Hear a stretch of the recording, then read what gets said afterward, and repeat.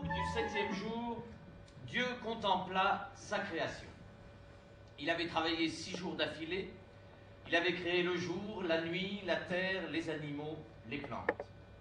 Ce matin-là, entre 6 et 7 heures, il avait créé in extremis le raisin,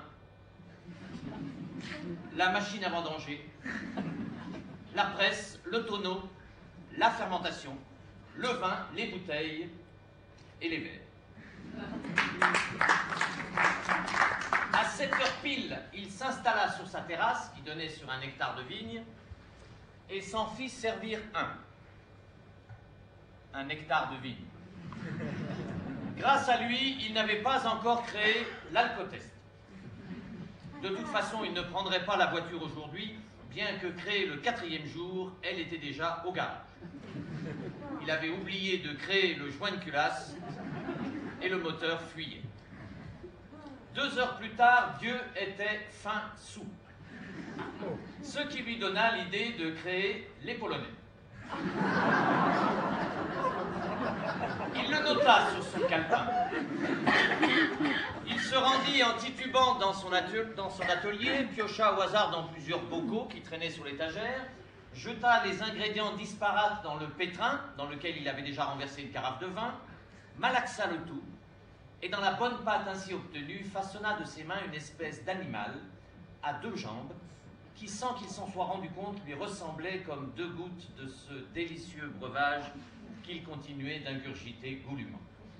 Au passage, Dieu nota à propos de sa nouvelle création, très fier de son bon mot, une bonne pâte dans le pétrin. Il inventa pour la désigner le sigle homme, H-O-M-E, qui signifie hideux, obtus, membru, encombrant. Il s'empressa de rajouter mortel entre membru et encombrant pour garder un droit de regard sur cette étrange chose qui commençait déjà à passer la tondeuse dans le jardin d'Éden, ce qui eut le don d'exaspérer Dieu. Avant de sortir de son atelier, de plus en plus imbibé, il créa en vitesse 3 ou 4 autres hommes, histoire de mettre un peu d'animation. Il savait qu'il n'y avait qu'une seule tondeuse. Le premier homme créé à son image étant noir, il fit les autres de couleurs différentes pour corser la chose. Il n'oublia pas de créer les Polonais, s'amusant à leur dessiner une grosse moustache et à les affubler de patronymes définitivement imprononçables. Ce qui était certain, c'est que tous ces hommes avaient le chromosome X. Il n'y avait qu'à regarder les étranges courbes dessinées par la tondeuse dans le jardin d'Éden pour s'en convaincre. La journée fut agitée, le jardin fut mis à sac, les hommes s'entretuèrent. Dieu dut en créer à tour de bras pour faire face. À minuit moins 5, au crépuscule de ce 7e jour, Dieu était sur les rotules. Il fallait faire quelque chose pour clore cette semaine de grande braderie créatrice et surtout mettre fin au pugilat en 5 minutes. Dans un état d'euphorie incroyable, dû pour 10% à l'urgence et pour 90% à l'alcool, il bricola sa dernière œuvre. Il y mit tout son cœur, changé en éponge, et tout son sang, changé en vin. Au premier coup de minuit, au comble de l'ivresse, Dieu contempla sa création.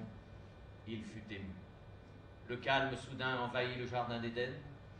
Le moteur de la tondeuse s'arrêta. Les hommes cessèrent de piailler, subjugués. Ainsi naquit la femme. F-E-M-E. Fière, élégante, mystérieuse, épineuse.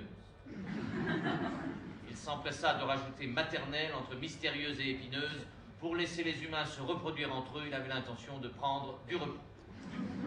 Au 12e coup de minuit, après y avoir déposé hommes, femmes, tondeuses et vignes, Dieu, sur un petit nuage, lança la terre dans l'univers, la faisant tourner comme une toupie.